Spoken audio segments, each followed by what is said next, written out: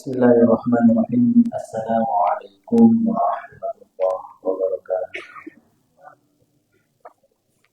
Dan kompak nih jawab ini. Assalamualaikum warahmatullahi wabarakatuh. Alhamdulillah. Alhamdulillah. Wa syukrulillah. Wassalatu wassalamu ala Rasulillah Muhammadin ibn Abdillah wa ala alihi wa sahbihi wa man wala la hawla wa la quwwata illa billah. Hadirin hadirat jamaah salat asar yang kami hormati dan yang kami muliakan. Wabillahi khusus Bapak Yusri Abbas, Pak Muhammad Yusri Abbas, Bapak Kepala Kantor, dan semua rekan yang tidak kami sebut satu persatu. Kita bersyukur dengan mengucapkan Alhamdulillah. Kita bersalawat pada Rasul dengan mengucapkan Allahumma sholli ala Muhammad wa ala ali Muhammad.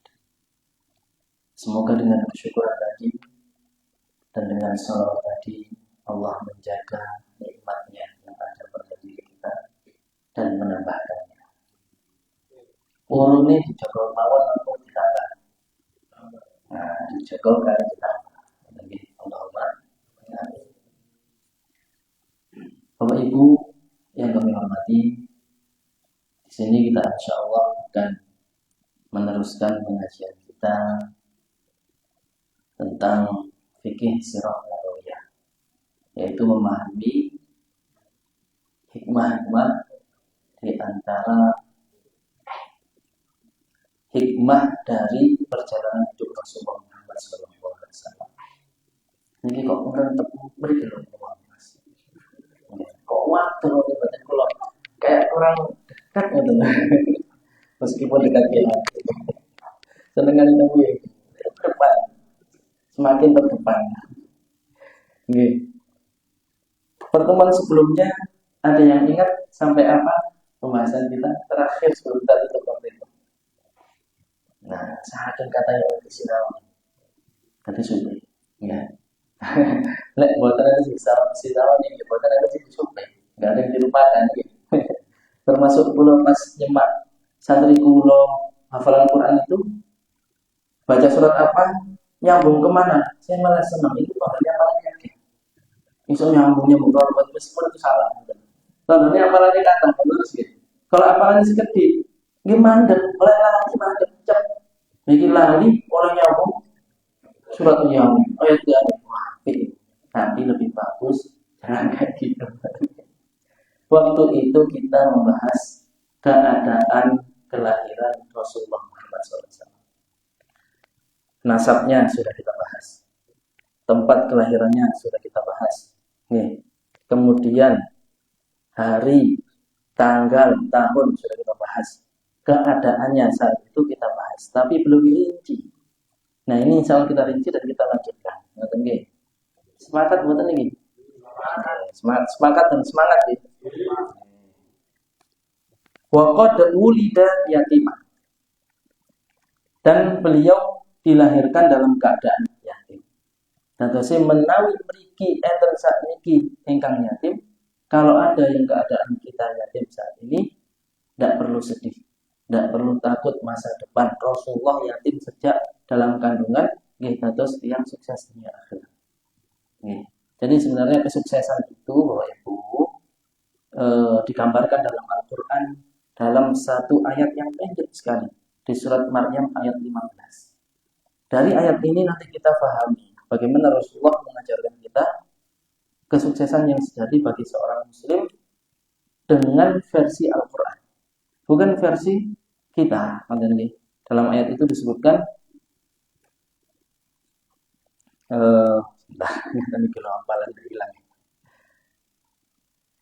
Wassalamun alaihi yawma wulida wa yawma yamutu wa yawma yub'atsu hayya. Dan kesuksesan baginya. Salam itu bisa diartikan kesuksesan, kesejahteraan yang disertai dengan kebahagiaan dan pencapaian dalam kehidupan itu disebut salam. Salam, sejahtera, damai, bahagia. Ini pasti kita inginkan semua. Masa yang tentang beri sing purun niku nopo sejahtera saja tapi hatinya enggak damai, enggak tenang, enggak ada yang mau. Begitu juga hatinya ayam tenteram tapi bukan sejahtera. Ini bukan purun. Dua-duanya. Tapi di ayat ini menarik dan kesuksesan baginya yauma wulida, pada hari dilahirkan dan hidup di dunia. Wa yauma yamutu, dan pada hari meninggal dunia dan hidup di alam barzakh. Hidup di alam barzakh itu juga ada orang-orang yang sukses dapat nikmat kubur. Wah, enak. Dalam ayat Al-Qur'an digambarkan wa yastabshiruna billadzina lam yalhaqu bihim. Seandainya kita bisa oleh Allah diizinkan bisa dengar apa yang ada di alam kubur. Orang-orang yang sukses di alam kubur itu sedang ini yastabshirun, memberi kabar gembira. Dan ini anak ini sing enak. Sing boten enak ditapok, nang biyen nang dunya aku koyo ngono. Gak taat agama. Dikebleki malaikat di alam barzakh. Memberitahu seakan-akan ingin memberitahu kepada yang masih hidup seperti ini, tobat toh. Jadi wong sing apik, gitu. Tapi yang bagus dan sukses di alam barzakh itu yang stabsyirun, ingin beri kabar gembira dan ingin ayo ke sini, enakan di sini. Wa yauma yub'atsu hayya, masih surat Maryam ayat 15. Dan pada hari dibangkitkan dan hidup di alam akhirat surga.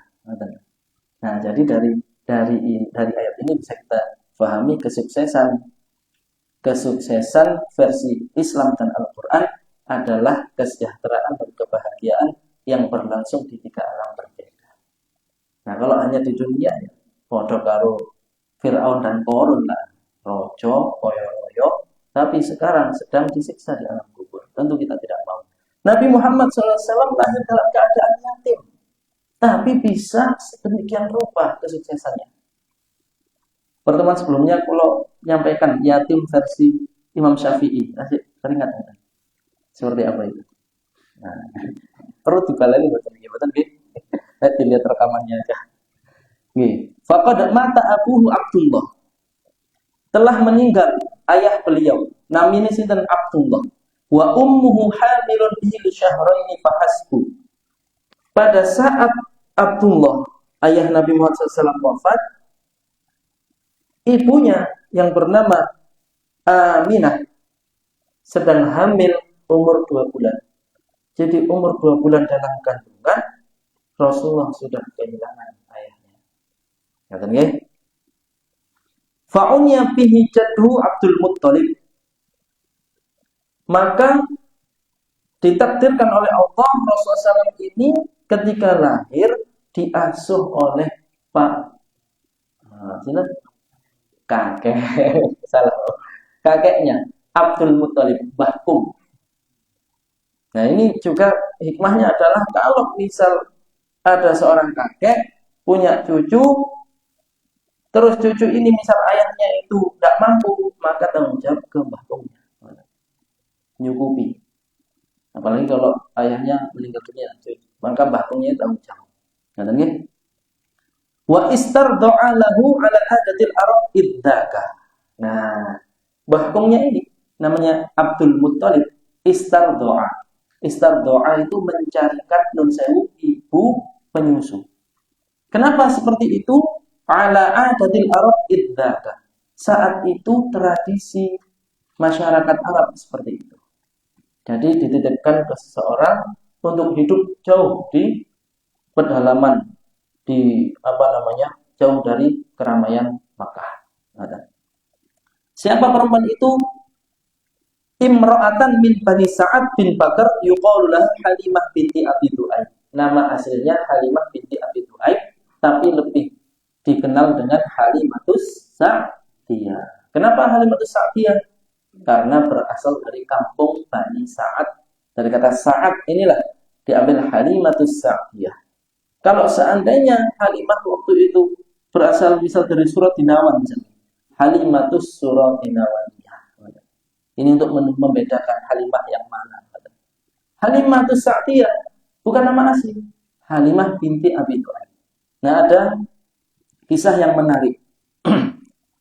Ketika itu, sudah menjadi tradisi bangsa Arab. Orang yang berada di kampung, disebut orang Badui, di kampung-kampung jauh dari Mekah, jauh sekali, itu mencari bayi untuk disusui. Karena mendapatkan upah. Nah, ketika yang dari kampung Bani Sa'ad ini termasuk Halimah binti Abi Du'aib. Setelah ini kita sebut Halimah Sa'diyah biar lebih familiar. Dengan teman-temannya semua berangkat ke Mekah untuk mencari bayi, bukan untuk diculik. Kalau di sini saat ini saya tahu bahaya. Harus jaga betul-betul. Kok dulu orang kemana? Nah, ketika mencari bayi itu, teman-temannya sudah duluan. Untanya Halimah Sa'diyah ini, unta yang sudah tua, renta, melayuni buatan patek. Betul lagi. Teman-temannya udah sampai duluan. Ini kelunuk sama suaminya Halimah Sa'diyah. Nah, ini berarti kalau pergi kemana-mana istrinya temani sebisa mungkin, ya, yang penting nggak sendirian. Tapi insya Allah sekarang aman lagi. Ditemani teman-temannya duluan, sudah sampai Mekah, dapat bayi, balik, Halimah baru nyampe, dibilang, wis gak ono mulio, sudah tidak ada, pulang aja kamu. Wis gak apa-apa, wis ono siji putune wong gak duwe. Nah ini Abdul Muthalib waktu itu apa-apa, pura-pura jadi orang gak punya. Hal kalau jenengan tahu Abdul Muthalib itu cara sakniki gubernurnya Mekah, gitu. Pemimpinnya Mekah Abdul Muthalib. Ketika Halimah Sa'diyah sampai di sana, memang tidak ada bayi lagi, teman-temannya sudah dapat semua, ditawari, gelem dah.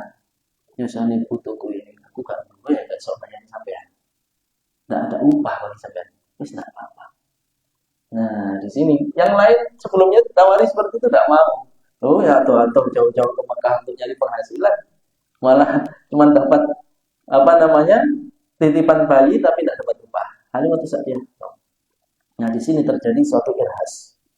Pernah dengar istilah irhas? Irhas. Kalau mukjizat pernah? Ini sering mukjizat ya. Kalau irhas, nama? Irhas itu pra mukjizat. Sesuatu yang terjadi tidak seperti pada umumnya tergolong menakjubkan bagi seorang yang nantinya akan menjadi nabi, disebut irhas. Jelas gitu? Jelas gitu? Banyak nabi-nabi yang belum jadi nabi, tapi ada hal-hal yang kok seperti itu. Sama saat itu, untanya Halimah Sa'diyah itu murmur kuat. Yang sebelumnya kelunuk-kelunuk bisa cepat larinya. Malah menyusul teman-temannya. Semua kaget tuh. Kok ajaib? Nah, okay. Coba sekarang kalau kita logika. Misal Pak Yusri. Misal kantor ini kedatangan pimpinan pusat dari Jakarta. Pusatnya di Jakarta. Nah, kira-kira jenengan jemput ke Juanda itu pakai mobil mewah atau pakai apa mobil? Pakai mobil mewah untuk datang ke sini, mengunjungi sini. Jenengan pesankan pesawat yang baik atau wis tiket sing promo ya, enggak promo sing medeni dikulik atau diberikan yang terbaik semua. Kira-kira servisnya di sini diberikan yang terbaik atau yang gitu. Coba saya tanya. Yang terbaik enggak? Apalagi calon nabi. Masa iya dibiarkan calon nabi ini? Masa dibiarkan sama Allah? Kelunuk. Ya pegel, capek. Itu irhas namanya. Jelas ya? Jadi hal-hal seperti ini, riwayat seperti ini kita imani.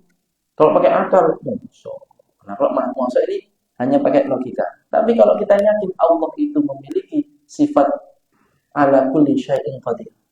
Segala sesuatu itu mampu bagi Allah. Jangankan membuat ontanya Halimah Sa'diyah dari yang kelunuk-kelunuk jadi agak cepat. Moro-moro celing sampai kamu pada saat ini sakit. Kalau Allah berkehendak, yakin ya?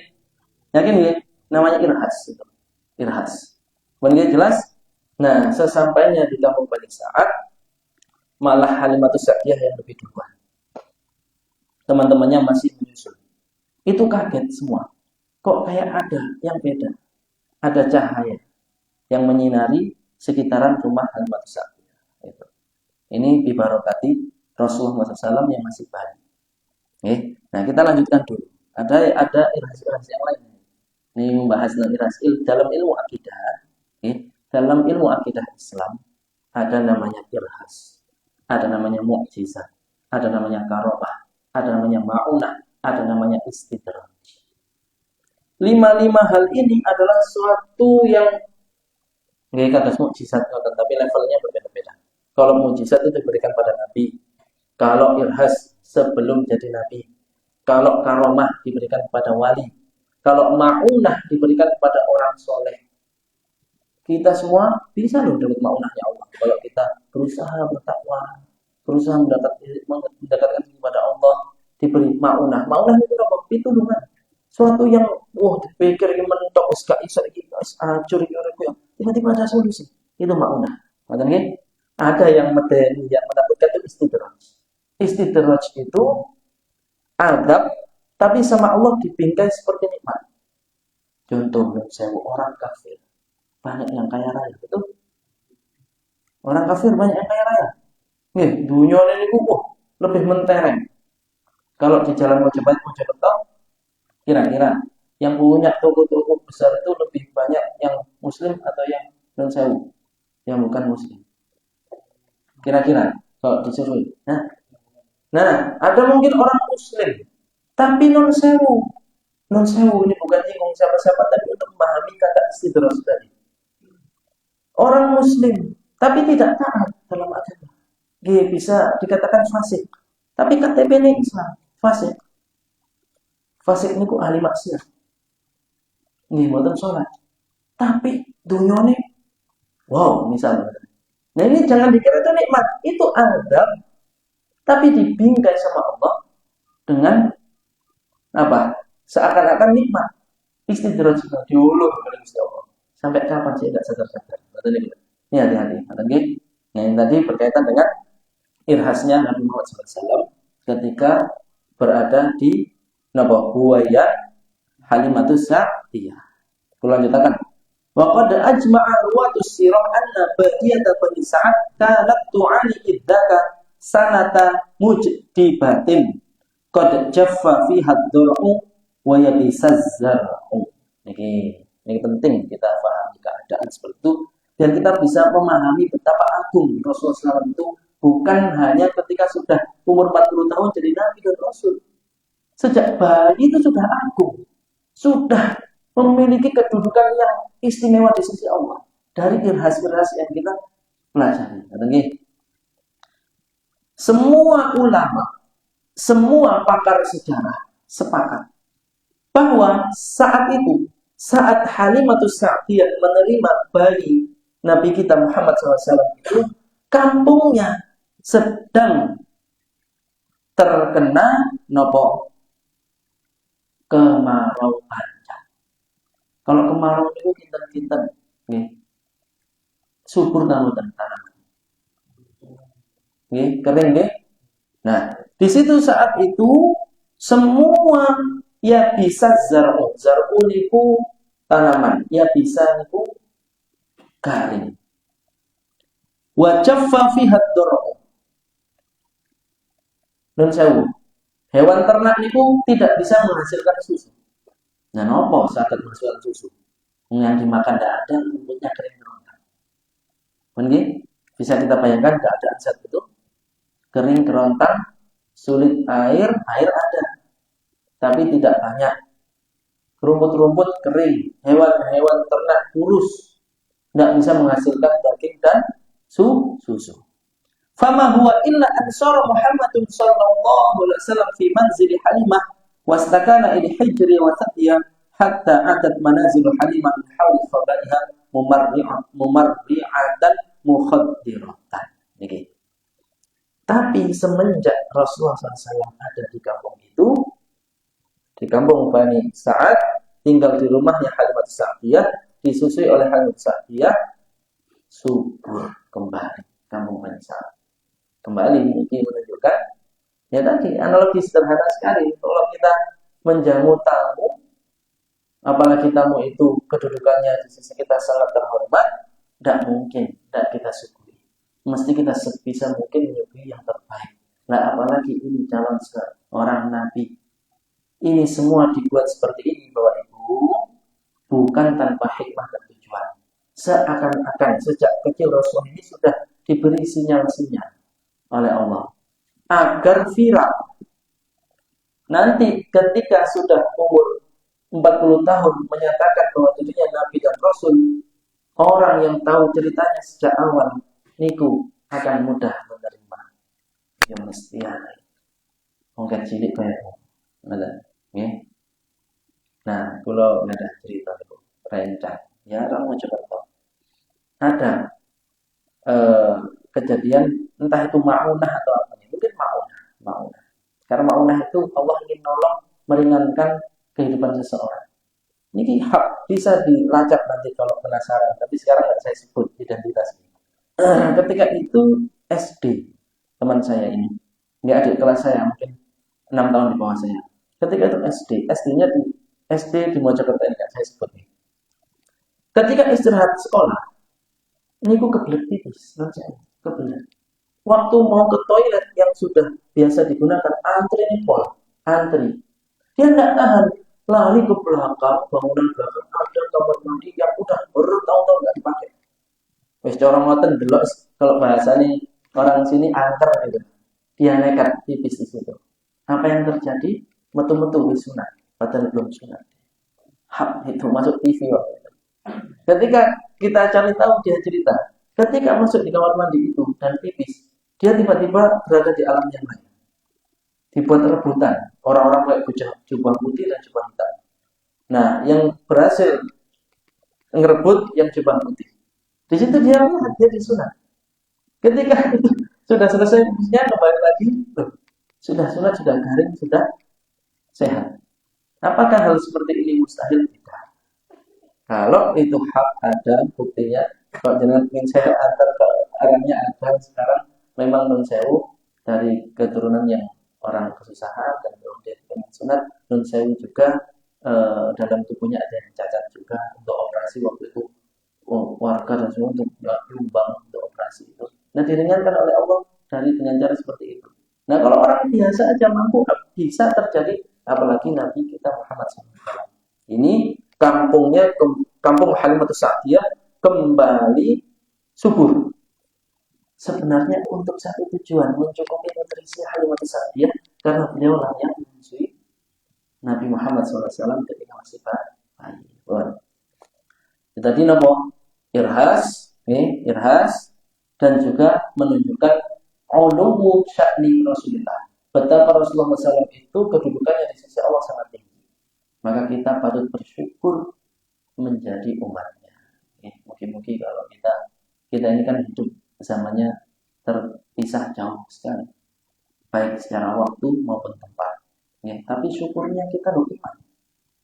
Coba pernah tidak kita merenungkan hal ini, Bapak Ibu? Kita tidak pernah berjumpa langsung. Kita tidak pernah dengar suara beliau. Tapi kita iman. Kita ikut sholat. Kita mengaji. Nah, kita duduk di majelis ilmu yang dicontohkan Rasulullah SAW. Rasulullah memang membuat seperti ini. Dulu awalnya sembunyi-sembunyi. Kalau sekarang alhamdulillah kita nggak sembunyi-sembunyi. Malah undang-undang.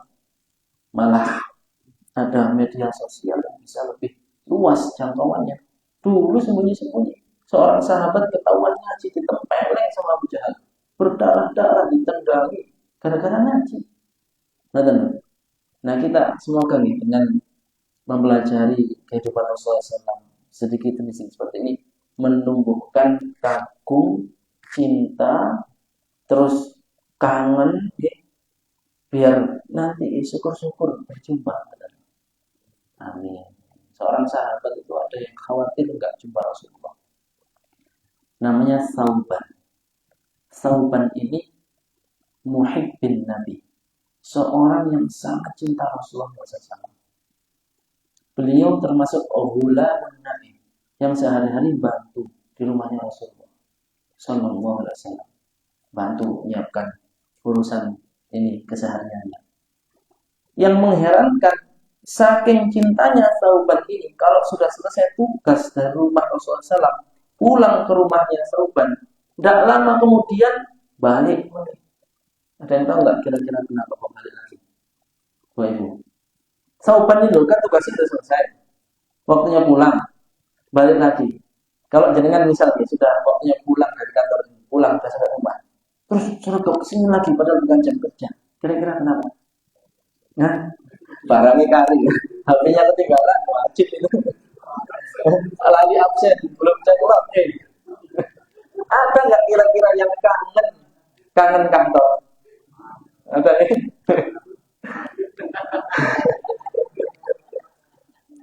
Sahabat ini, Bapak Ibu, sahabatnya Rasulullah SAW ini, nggak berjumpa Rasul sebentar udah kangen. Saya tanya panjenengan, obatnya kangen itu apa? Bertemu. Dia datang ke rumah Rasul yang dari jauh, sudah senang. Plong hatinya lega, baru pulang lagi. Begitu seterusnya. Hingga suatu ketika keadaan berbeda. Dia sudah pulang, balik lagi dengan keadaan menangis, bersedih. Ketahuan sama Rasulullah, kok gak biasa nih, biasanya mesem-mesem. Biasanya senyum-senyum. Ditanya, mali araka mahzuna. Ini ada di kitab tafsir Ibnu Katsir, bisa dicek. Ketika mentafsirkan surat An-Nisa ayat 69. Ditanya, wahai sahabat, kenapa kok beda kamu? Tidak seperti biasanya. Kalau bahasa anak sekarang, ada apa denganmu? Ada apa denganmu? Dikatakan, syai'un fakkartu fihi ya Rasulullah. Syai'un itu something, ada sesuatu. Fakkartu fihi, aku kepikiran sesuatu. Wa ma huwa, apa yang sedang kau pikirkan sahabat? Gini Rasul, engkau tahu kan aku ini cinta denganmu. Ya, aku tahu. Engkau tahu kan aku ini pagi bertemu denganmu, siang bertemu denganmu, sore waktunya pulang balik lagi ingin bertemu denganmu. Iya, aku tahu itu sahabat.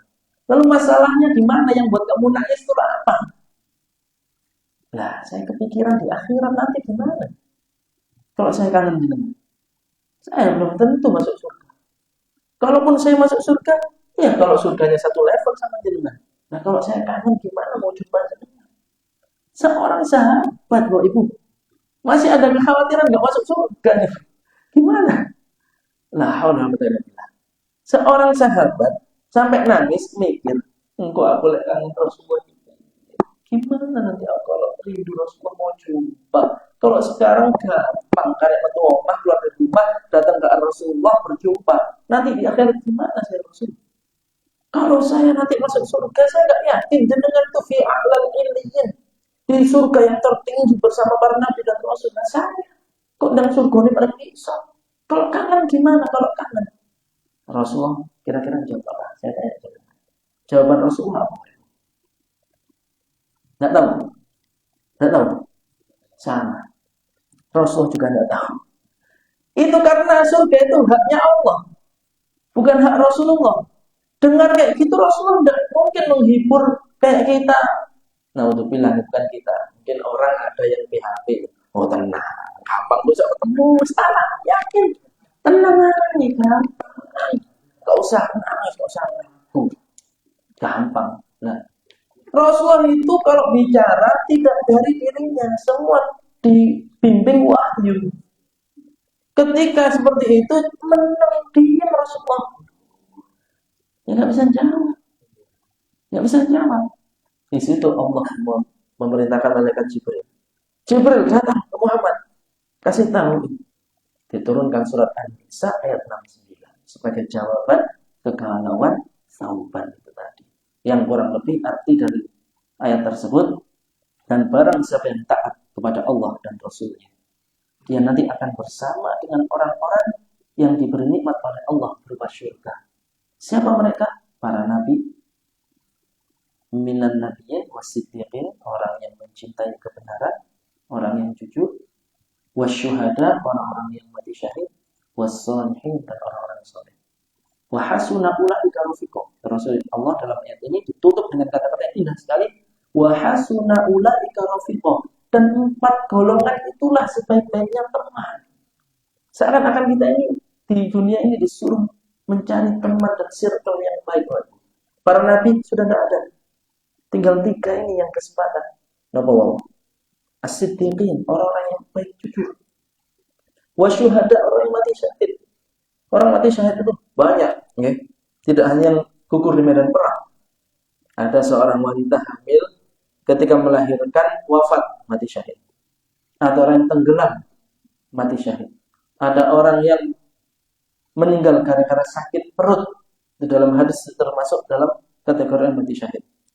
Orang yang sabar menahan rasa dalam hati sampai wafat itu mati syahid. Dan ketika wafat dinilai sebagai orang yang mati syahid karena kesabarannya. Itu ada hadis yang nyata. Man asyiqah wa sabara wa katama wa mata syahid. Barang siapa jatuh cinta. Nanti jatuh cinta. Yang jatuh cinta ini gak bisa disentuh ya. Kok disentuh sih bahaya. Bukan maksudnya bisa diupayakan untuk dinikahi, aman. Bisa diupayakan. Nah kalau jatuh cintanya seperti Zulaikha kepada Nabi Yusuf, angel. Zulaikha itu istrinya orang. Apa bisa? Ini Zulaikha punya suami namanya Azizul Misr. Pembesar Mesir, sudah suami istri. Nah kok jatuh cinta sama seorang laki-laki namanya Yusuf? Bisa enggak itu? Kan enggak bisa. Betul. Pak Guyu ya. Oh, ada Pak Yusuf. Nabi Yusuf saya. Jadi Nabi Yusuf betul lagi. Nah ini kan tidak bisa, cinta yang terlarang, betul? Sebaliknya, misal Nabi Yusuf ditakdir misal tumbuh juga rasa, apakah bisa? Tidak bisa, itu istri orang. Maka betapa agung Allah yang beri pahala. Kalau ada orang diuji dengan perasaan yang sedemikian rupa, tidak bisa mengungkapkan perasaannya karena larangan syariah tadi, sampai meninggal disimpan rapi dalam hati, pahalanya mati syahid. Tapi nggak boleh dibuat-buat. Kalau kamu tak jatuh cinta, lu tak tahu, misalnya tak cinta itu kamu ya, tiba-tiba saja. Sebaliknya, menurut saya, ini membahas cintanya Sauban tadi dulu. Nanti kita kembali ke laptop, kembali ke kitab sebentar. Tuntaskan dulu ini. Sebaliknya, hadis yang menjadi antonim, menjadi lawan hadis ini adalah laisa minna man khabbaba imra'atan ala zawjiha. Kalau yang tadi menahan rasa sampai dengan sabar menyembunyikannya, hanya dia dan Allah yang tahu, enggak sampai mengungkapkan, mati dihukumi mati syahid, pahalanya surga karena sabar. Aku tuh Pak. Sebaliknya, kok ada orang laisa minna man khabbaba niku merusak. Barang siapa merusak imro'atan itu istri. Ala zaujiha dari suami sahnya. Kok merusak rumah tangga orang lain? Sama Rasulullah disebut laisa minna, bukan golongan imanku. Kalau sampai merusak, napa niku? Rumah tangga orang lain diiming-iming oleh aku. Ya bojomu, oh, gak iso nyubuti. Mbak aku ayo kene. Kok sampai perempuan tadi tertarik menggugat suaminya yang sah hanya karena alasan ingin dengan yang merusak ini, yang ini tadi sama Rasulullah diakomodir. Ini merusak tatanan rumah tangga, merusak masyarakat, merusak tatanan. Itulah sampai Rasulullah itu mewanti-wanti kita umatnya sudah ridho. Ridho wa asma darajatil iman. Ridho terhadap ketetapan Allah itu derajat iman tertinggi. Termasuk mensewu tadi diumumkan di awal ridho terhadap ketetapan baru ditempatkan di sana, ditempatkan di sini, ditempatkan sana sini ridho. Kalau ridho itu asma darajatil iman, tingkatan derajat iman tertinggi itu ketika kita ridho atas ketetapan Allah. Dipasang nol bojone iki yo iki wis ridho. Nah kita kembali ke Sauban, kembali ke paragraf terakhir di sini. Karena waktu tinggal sebentar. Sauban tadi akhirnya mendengar ayat 59 surat An-Nisa, lego. Tiba-tiba masih ada kesempatan di akhirat nanti berjumpa Rasulullah. Ternyata syaratnya cuman wa may yuti'illah wa rasulah. Dan barang siapa taat pada Allah dan Rasul. Berarti kalau kita Bapak Ibu dan Sewu berusaha dalam hidup ini senantiasa taat Allah dan Rasulullah, sekuat tenaga kita, semampu kita. Karena kita ini nggak mungkin tidak tergelincir. Sekali pasti tergelincir. Berbuat dosa, kesalahan, yaitu kita taubat kembali. Tergelincir lagi, taubat kembali. Itulah kenapa di sini dikatakan barang siapa senantiasa berusaha taat pada Allah dan Rasulullah, nanti bisa berjumpa dengan Rasulullah SAW. Supados boten nyinaoni sejarah kehidupan ini, tapi ketemu ngoten sosok yang menjadi sebab kita mengenal Allah, mengenal agama yang lurus ini. Ngoten nggih. Pun tadi tentang irhas yang kedua adalah tumbuh subur kembali tanaman di kampung Bani Sa'ad setelah Rasul tinggal di sana. Ada lagi ketika Rasulullah umur 5 tahun. Waqad hasalat asna'a wujudihi sallallahu alaihi wasallam fi badiyati Bani Sa'ad. Bani Sa'ad nama kampung Sa'diyah diambil dari kata ini. Haditsatu syaqqis sadril lati rawaha Muslim.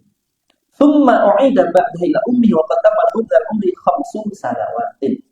Sebelum jangkep umur 5 tahun terjadi suatu irhas lagi di zaman Rasulullah SAW, yaitu operasi tanpa alat bedah, tanpa suntik bius, tanpa jahitan. Yang melakukan adalah malaikat Jibril. Rasulullah SAW dulinan mbek kanca-kancane, tiba-tiba didatangi oleh malaikat Jibril, ditidurkan di tanah lapang, dadanya dibelah. Bukan iklan, belah dadaku. Panuan. Tahu iklan itu? Dibelah dadanya. Teman-temannya kaget, melayu ke Halimatus Sa'diyah.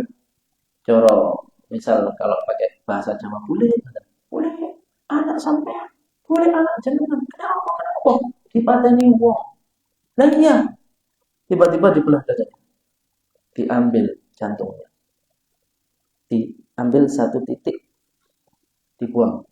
Dikatakan hada haddu syaitani minka. Ini loh tempat setan bersemayam pada dirimu. Dibuang. Dicuci, bisa fitos min dhahab, dari tempat suatu bejana terbuat dari emas. Dicuci jantungnya pakai air zam-zam, zam-zam. Dikembalikan lagi, sehat. Sudah balik. Ini ketika Rasulullah sudah menjadi Nabi dan Rasul, Anas bin Malik yang sering tinggal di rumah Rasulullah pernah melihat ketika ganti baju ada bekasnya. Lalu diceritain kejadian tadi, oh ini biar pas aku cilianku, nah kalau ini, begini dan begitu. Ini irhas. Apa tujuannya, Bapak Ibu?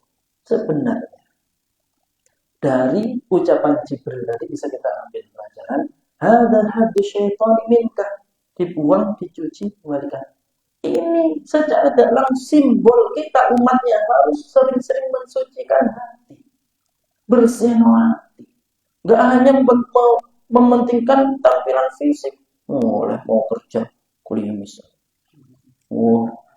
Kacamata, pakai ini bajunya setrika, sepatunya digosok, parfum, tes. Ganteng datang ke kantor pajak. Assalamualaikum. Itu boleh dan harus karena Islam mencintai kebersihan dan kerapian, betul? Tapi jangan itu saja yang diperhatikan, Bapak Ibu. Oleh ibu-ibu misal olehnya trikot jilbab, sampai lalu nyiapno sarapan bojo ini. Karena ingin tampil rapi. Dari irhas Rasulullah yang ini, Bapak Ibu dan Sewu, kita umatnya penting bersihkan hati. Karena hati itu banyak penyakitnya. Penyakit iri dengki. Delok koncone sukses, gak senang. Delok lorone, delok lihat temannya susah, tambah senang. Penyakit hati nih, hati-hati. Kalau orang muslim sejati melihat orang lain senang, ikut senang. Melihat orang lain susah, ikut susah. Kalau ada penyakit hati, terbalik. Delok koncone senang, kudunya aku senang. Dunia aku untuk arek. Nah, melihat temannya susah, yes, rasa no. Ini penyakit hati. Rasulullah SAW dari irhas ini, Bapak Ibu, hikmah yang diambil yang ada di kitab ini. Sudah saya baca, tapi nanti kalau dibaca redaksinya kelamaan. Hikmahnya apa? Seakan-akan Allah itu ingin memberitahu kepada warga kampung Bani Sa'ad, anak kecil ini bukan anak biasa. Masa depannya ini ada sesuatu yang menunggunya. Nah, dibuat prosesinya secara lahir. Dibuka, dibuang, dibersihkan, dipasang, set. terdengar ke sana kemari, kok anak Halimah ini, anak susunya Halimah ini, wah tadi gini-gini konco-konconya menyaksikan ini, kok iso tadi siapa ya yang proses tadi kok tiba-tiba hilang lagi, siapa itu? Viral, viral sehingga ketika menjadi Nabi dan Rasul, orang-orang yang tahu kisah kita ini mudah menerima. Saya bersyahadat, saya bersaksi ini Nabi dan Rasul. Karena sejak dulu sudah banyak sekali hal yang istimewa. Tidak sembarangan. Dan jelas gitu. Nah, bagi kita umatnya, ya nggak usah ditiru. Oh berarti lah jadi wong apik. Kudu nang rumah sakit ini. Operasi pak, bedah sini. Cari itu mana tempat setan bersemayam di hati saya. Boleh ono. Dicongkel, diubah. Boleh harus zam-zam. Karena ikut riwayat tadi. Bukan gitu pak. Itu simbolnya. Pesan moralnya kepada kita, bersihkan hati. Tidak perlu pakai proses lahir. Proses batin, bersihkan hati. Penting bersihkan hati. Kalau hati kita jernih, bersih, gak keras, itu enak. Bahagia, sok guyup. Hatinya ini bahagia. Gimana nih? Kalau gimana senang. Lek hatinya seneng, hatinya bersih, ini gak bahagia. Gak mudah iri dengki. Yang paling gak enak lah, urip iku penuh dengki. Karena apa orang dengki itu delokong seneng itu susah, gak enak uripnya. Gak enak saya itu.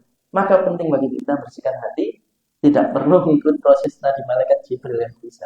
Boleh-boleh titik setan iki dibuat, dicuci. Oke, hikmahnya adalah mari sama-sama menjaga hati dari segala penyakitnya supaya hidup ini berkah dan manfaat dan enak. Dan ini sudah habis waktu. Pas paragraf terakhir. Minggu depan ini, bulan depan ada judul baru, judul Rasulullah beranjak remaja, umur remaja. Ini masih anak-anak sih umur 12. Tadi kan 5 tahun. 5 tahun dikembalikan sama Halimah Sa'diyah. Pun ini pun cukup kali kula saya kembalikan ke ibunya Siti Aminah. Setahun bersama ibu kandungnya, ibunya meninggal umur 6 tahun, diasuh kakeknya sampai umur 8 tahun, wafat kakeknya, diasuh pamannya Abu Thalib namanya sejak umur 8 tahun. Nah nanti apa saja yang bisa kita pelajari dari hidup Rasulullah ketika umur belasan tahun, banyak sekali. Nanti insya Allah kalau Allah memberi umur yang panjang, mau kita bisa melanjutkan kajian kita ini. Bapak Ibu yang dimuliakan Allah Taala, sesuai pesan tadi dari Pak Doni selaku pembawa acara, kita akan doa bersama ini.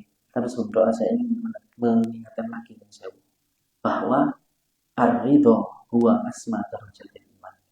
Ridho terhadap ketetapan Allah itu derajat iman yang tertinggi. Tadi saya dengar ada yang ditempatkan di Merauke, ada yang ditempatkan di Timika, ada yang ditempatkan di Singapura, Jayapura. Enak itu. Singapura ngelencer. Jayapura. Ada lagi di Kolaka, Brunei, Jawa, udah ada. Ini Bapak, Bu. Jangankan bulan depan, satu hari yang akan datang saja kita nggak tahu Pak, apa yang terjadi. Jadi ada di surat Luqman ayat 34 nanti salah satu itu hal gaib yang hanya Allah yang tahu. Wa mata dari nafsu ma taksibu wadah. Tidak ada satu orang pun yang tahu dengan pasti besok mau melakukan apa. Kita hanya bisa planning, plan A, plan B. Tiba-tiba sing jadi plan C. Tidak ada yang tahu. Dan ini sudah ditetapkan oleh Allah dan ketetapan Allah itu pasti baik jika kita ridho dan ikhlas dan berdoa. Makanya kita berdoa untuk saudara-saudara kita 15 orang yang dipindahkan oleh Allah SWT pas tahun baru hijriyah. Tahun baru hijriyah. Dan hijrah itu kalau kita lihat Nun Sewu Rasulullah SAW, kalau kita sampai di judulnya nggak apa-apa saya bahas sekarang. Ketika Rasulullah hijrah, pertama kali yang dicari adalah tempat untuk bangun masjid. Tidak nyari mall, tidak nyari pasar, tidak nyari apa, Jadi nanti pesan kita kepada teman-teman kita yang ke Merauke kemana, pertama kali di situ tanya tetangga, masjidnya di mana? Masjid terdekat dari sini di mana? Gitu. Jangan kita update Google Map mall terdekat. Nah, boleh juga, tapi ya imbangi masjid.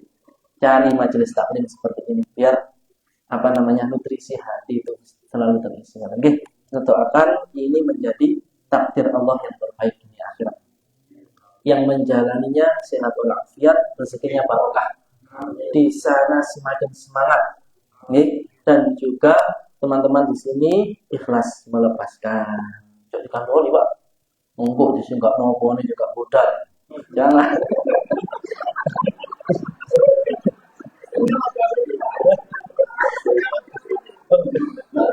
Oke, didoakan semoga urusannya dimudahkan oleh Allah.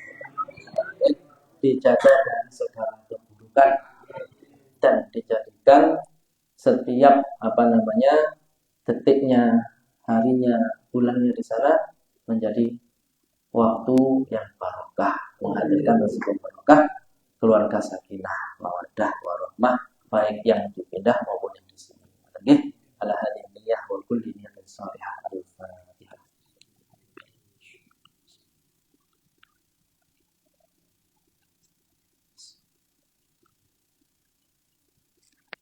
Bismillahirrahmanirrahim. Hamdan yuafi ni'amahu wa yukafi mazidah.